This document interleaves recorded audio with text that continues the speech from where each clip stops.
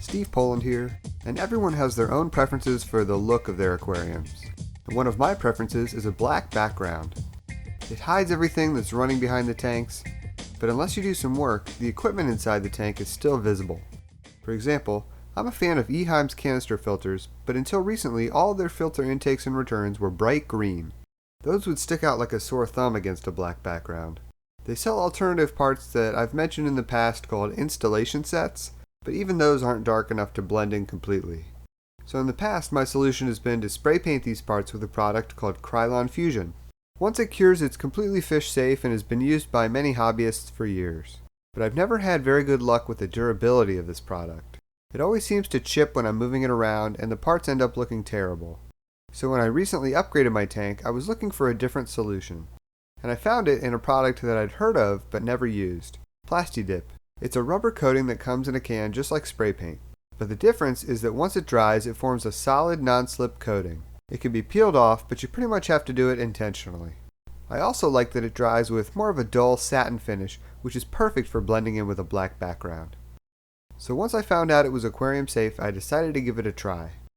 I sprayed all of my Eheim installation sets, as well as my Fluval FX5 intake and return because even those aren't dark enough. I also built a custom intake for my Eheim 2250 because the old one was broken. I set up a makeshift spray station and bought a cheap plastic drying rack. It's meant for baby bottles, but I knew it would work perfectly for this project. I did 5 coats of plasti-dip in all and allowed the parts to dry for 20 minutes in between coats.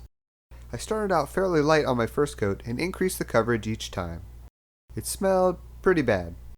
I should have done this outside, but it was extremely humid and I was concerned about the humidity affecting the coating. I was really impressed with the way it turned out. I gave it a few days to completely cure before adding the parts to the new tank. And I have to say the results have been amazing. I tend to prefer dark lighting, but even if I didn't, the parts along the back glass are nearly invisible. There was no chipping at all during the installation, and if you didn't know I'd done it, you would assume the parts were black from the start.